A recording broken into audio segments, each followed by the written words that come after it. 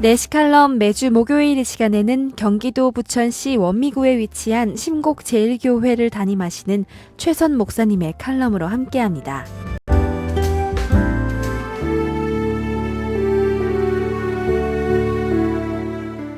영어에 펌핑이라는 단어가 있습니다. 이것은 펌프로 물을 배수하는 것을 말합니다.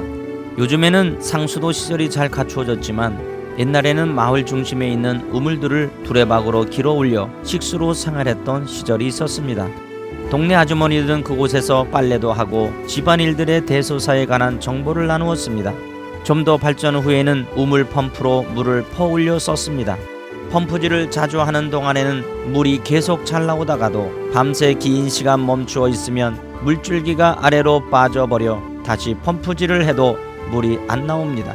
그럴 때는 물이 새로 나오도록 마중을 나가 모셔오는 역할을 해야 하는데 그것을 이른바 마중물이라고 합니다. 이 마중물을 펌프 윗구멍에 한 바가지 정도 넣고 힘껏 펌프질을 하면 지하에 있던 물이 반갑게 콸콸 솟아오릅니다. 우리 인생에도 기운이 빠지고 살아갈 힘이 없을 때가 종종 있습니다. 개인과 공동체에서 절망적인 일들이 우리를 매우 힘들게 합니다. 사람은 왜 실망하고 파괴적인 삶을 살까요? 그것은 내 인생에 계획서가 없기 때문입니다. 바쁘게는 살았지만 의미 있는 삶을 살지 못하고 복잡 다양한 세류에 빠져 후회하는 삶을 살다가 지쳐버립니다. 인생에 로드맵이 없으면 반드시 절망할 때가 올 것입니다. 그렇습니다. 우리에게는 진정으로 의미 있는 인생 계획서가 반드시 필요합니다. 임종을 앞둔 사람들에게 설문조사를 하였습니다. 선생님이 살아온 것을 한마디로 써보세요 했더니 놀랍게도 내가 살아온 것을 후회한다라는 말을 썼습니다.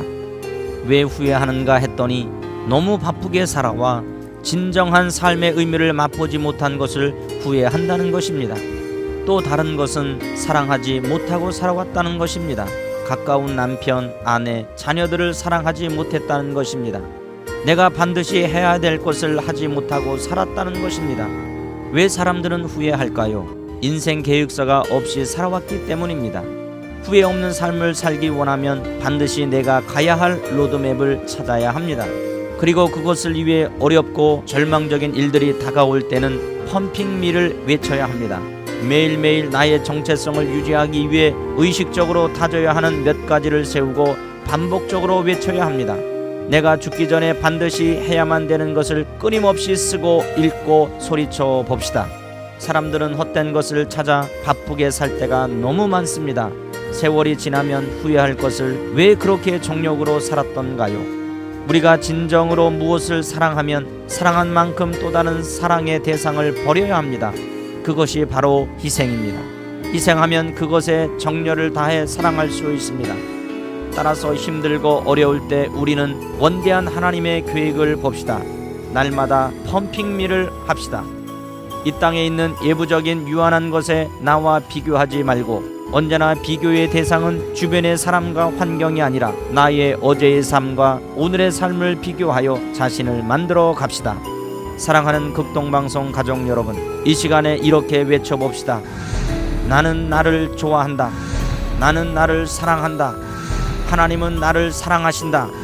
하나님은 내 사역에 함께 하신다라는 마중물을 넣고 영적으로, 지적으로, 체험적으로 나를 날마다 자극해 봅시다. 정체성을 위해 나의 심장에 펌프질을 해봅시다. 뜨거운 에너지가 솟아올라 살아가는 날들은 늘 새롭게 될 것입니다.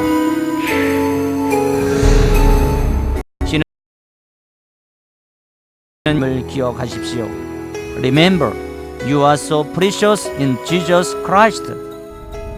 내시칼럼 지금까지 심곡제일교회를 담임하시고 한국문인협회 시인으로 활동 중인 최선 목사님의 칼럼으로 함께했습니다.